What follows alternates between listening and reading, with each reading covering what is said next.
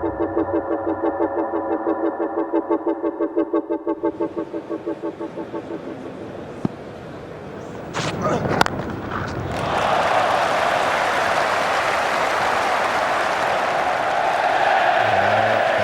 is a wonderful stroke. What a cracker. That has confused Jones. It was past him almost before he knew what was happening. That is the breakthrough. And said, good touch he looked in. He's gone and had his off-peg knocked back. It was a good one from Brett Lee. And that is what Australia were looking for. Jones 25, 325 for 8.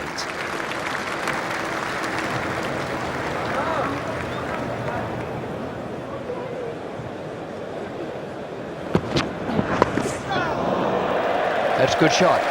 It's gone very fine.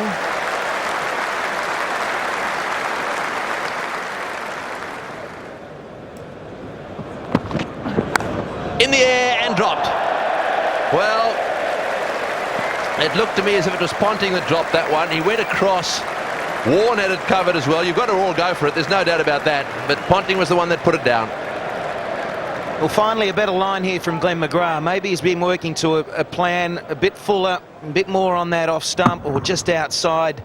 And it was Ricky Ponting going a long way to his left. He got a good piece of it, but straight down. In the air, out. Caught at mid-off. Well, justice has been done. McGrath has got the smile back. 73.4 MBH is the reading on this delivery. The split finger yet again. And he's got a couple of wickets in the summer, just like this. As easy as you like. Hoggard, who struggled right throughout. He's been there for, or was there for 36 deliveries. Finally a breakthrough for Australia. The 9th wicket goes down for 345 runs. And he's hit that one down the square leg. One bounce for 4. Harmison has decided to take it on. That brings on the 350 for England. That is a little mute. By heaven.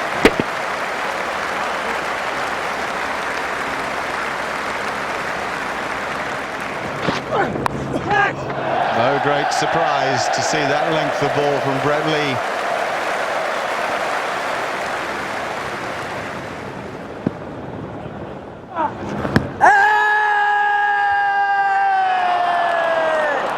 Billy Bowden makes the decision for Shane Warne.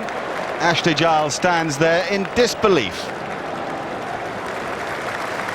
It's around about a par score, not better than that. And Billy Bowden ruling that it hit the batsman between wicket and would have gone on to hit off stump. Hawkeye suggesting something different, but no matter. 373 all out England. Well, having got Geraint Jones so early, that was a frustrating morning for the Australians, as these images prove. Just one game to ensure the Ashes go with them back to Australia. 373 all out England, with Steve Harmison unbeaten. That was a sparkling 20 at the end of the piece. Everybody did their bit after the Strauss-Flintoff partnership set it up. Warne the star, 6 for 122. He was quite exceptional. 2 for McGrath and 1 each for Lee and Tate. There's the huddle. It's the first huddle that's Simon Jonesless.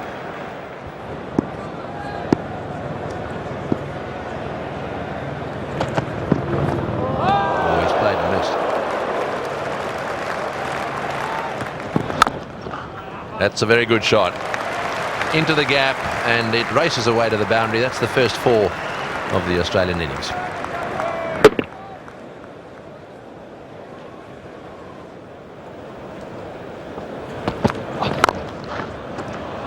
Oh, good shot. He's got that one away too.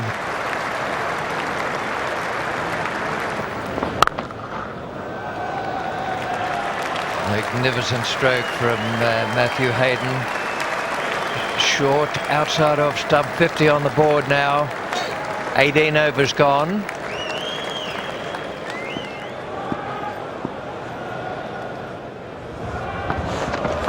Yeah! He hasn't got that properly. Otherwise, it would have gone for 9.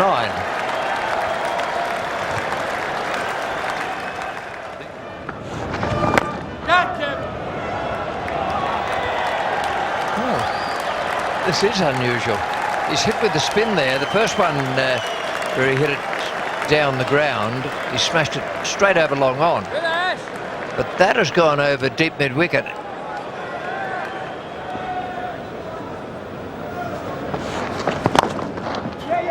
It's along the ground and it'll be saved out there by the man at long on. Well, half saved.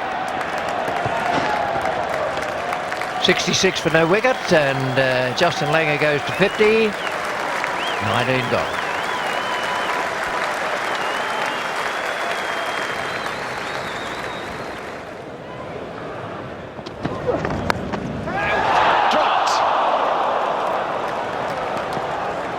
Trescothick, the diving man. A boundary gained and a moment gone. Good catcher, Trescothick. Can't think of one that he's put down in this series, but he put this one down. It was tough going to his right. You don't often see a first slip having to go to his right, and it went quickly. But a chance.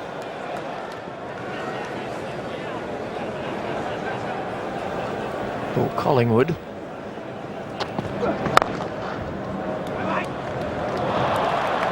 Well, in other moments in the match in the summer, Matthew Hoggard would have saved that.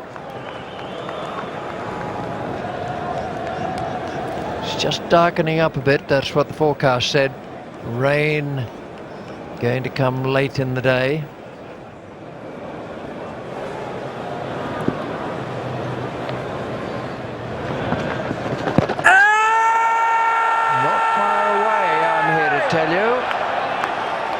That, I thought, drifted back just a fraction for Ashley Giles. Not much.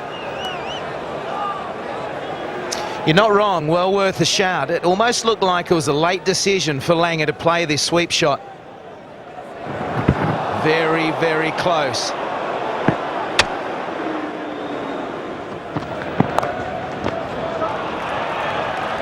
That's a very good shot.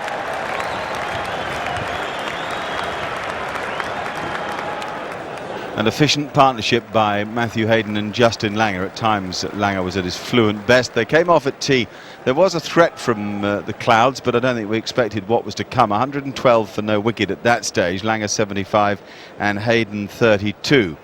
At tea time there was a nice celebration. We're playing for one Ashes trophy here, but England's women team had won the other one just a couple of weeks ago, and Claire Connor led her side around the ground parading the Empire Trophy and their version of the Ashes to tremendous acclaim. Land of Hope and Glory, Jerusalem, and the girls took their bow. The players came out after tea. Matthew Hayden and Justin Langer were offered the light by the umpires, and they took it. Now, that was a surprise to a lot of people who feel that with Australia having to win the game, well, they can't win it unless they're on the park. Mind you, maybe they knew that an electric storm was on its way, though it didn't pitch on us particularly. We saw the lightning from the distance, we heard the thunder. At 4 o'clock, out the players came again, or did they? Nope, back you go, said the umpires. And the main reason for that was that the rain came. The full plastic sheets came on. There was frustration and aggravation for all the ticket holders, never mind us. And 20 to 6, that was it for the day then.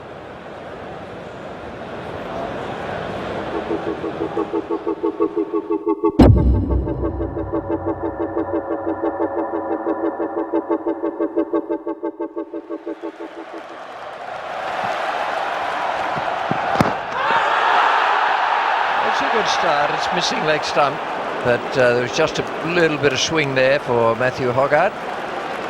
But certainly he finished up having Langer with, well, he had him cross-footed. There's the seam position. A little bit of swing, and you can see all three stumps there.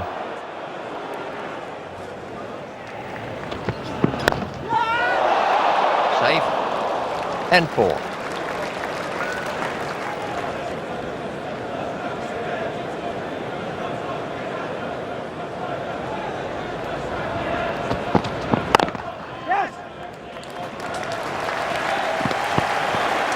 50 to Matthew Hayden.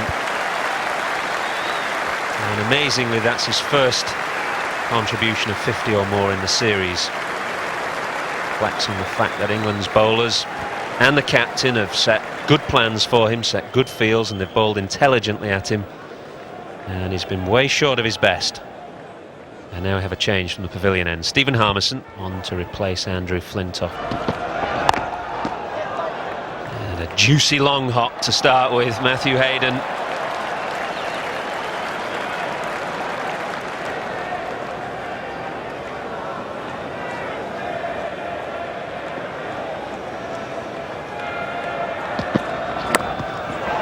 That's well bowled. A little bit of life there. And Langer comes back. 100 to Justin Langer. He's played really well. He carried the attack to England yesterday when it was so important. It's his 22nd century and he's fourth against England. And on this ground he made 102 not out at the Oval in 2001. This is a real good knock.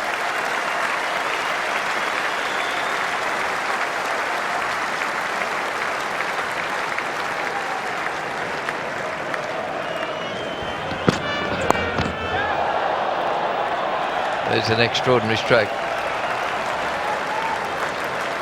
It certainly wasn't voluntary.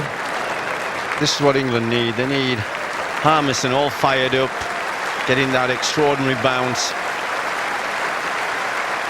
Crowd all applauding 7,000 runs for Justin Langer in Test matches. And in doing that, he's gone past Sir Donald Bradman.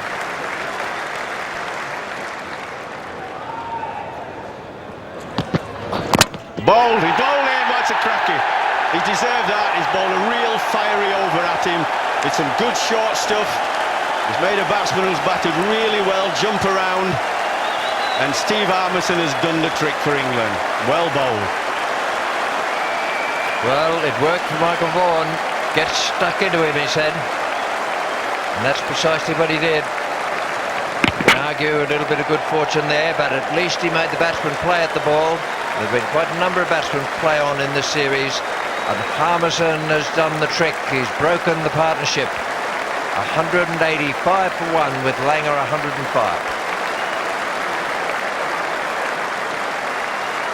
Justin Langer must have been livid. It had been drizzling for 5 minutes or so, and the umpires could have come off at any time. As it was, they waited until Langer was going up the steps, and Ricky Ponting had just come down them. 20 to 2 at the time, and it was 25 past 3 before the players came out again.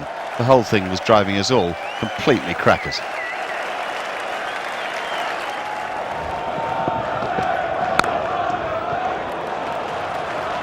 You won't see too much better than that. One of the great signs of a player is how much time he has to play.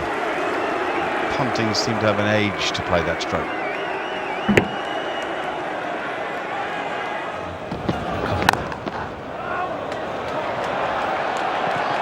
Wonderful stroke from Hayden, pulling that ball well in front of square. Peterson's back on the fence, but that ball has almost gone to wide long on, not square leg, and that's a sign that Hayden is now seeing the ball very, very early.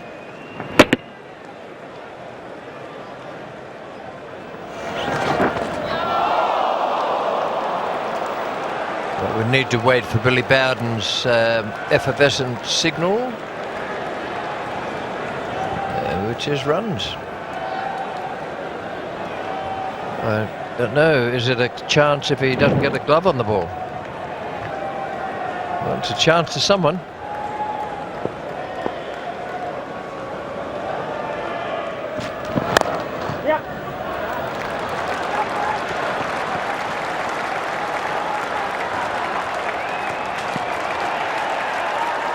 That is a very good 100 from Matthew Hayden. He's 21st and he's fourth against England. That was a really good knock. He let Justin Langer do all the hard work early on. Just made sure that they didn't lose a wicket between them. And now Hayden's out there, reached 100 and has gone past 6,000 runs in Test match cricket as well. The way the team have batted so far, that their intent on batting once in this match, that getting a lead sufficient for Shane Warne to bowl at England with Australia having a lead and put England batsmen under pressure with the ball turning a bit more than it did first morning. There was a man out there deep square, but it's wide of him. I don't think he picked it up too well. It's difficult to see for the fielders. Now it's going to be Andrew Flintoff. Good catch. And very well bowled by Flintoff. He got the ball to bounce. And it was just enough for Strauss to be able to dive forward and claim the catch. Yes, with the ball 72 overs old and Andrew Flintoff just starting a spell at almost a loosener, I think Ricky Ponting was just a little surprised that it got quite up as much as it did. And it just carried. Very good catch diving forward. Very good catch. Ricky Ponting 35, 264 for 2. Well, with 5 overs and 2 balls left in the day, the umpires offered the light to the Australians and they took it. People were surprised at that. I'm not sure I was. As far as they're concerned, losing wickets was more important than the runs they'd have gleaned. Flintoff, 394 and 20, is the second player to score 300 runs and take 20 wickets in a series against Australia. The other, the one and only Ian Botham. Equal sort of thing with the bat, but a few more wickets for beefy Botham. Hayden 110, Martin 9. They're the unbeaten batsmen overnight, as Australia will surely look to push on tomorrow. England stuck at it with the ball. It was a surprise that Hoggard didn't bowl slightly more, but Flintoff and Harmison big-hearted, Giles steady, and Collingwood might have even have bowled an over or two, but not so in the eyes of Michael Vaughan. Here's a quirk for you. Yesterday 166 runs were scored for 3 wickets. Today 165 for 2 wickets. Matthew, it's been a difficult series for you. Any sense before this game that your place was under threat?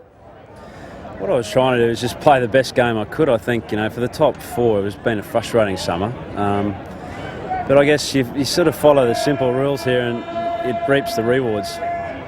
You seem to change your approach this innings, though. It's not kind of the Matthew Hayden that we've come to know. It was quite a measured approach to the innings.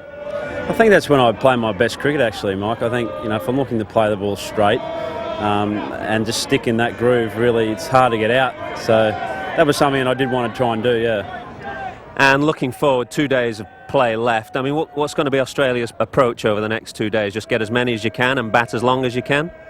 I think we need to have a good batting day tomorrow. And then I think as the game, take the game as deep to England as we possibly can, really. Still a lot of overs to be played now, so I think just bat and bat and bat and see if we can bat some more. We think about batting, we'll bat some more, and then take it to them on the last day.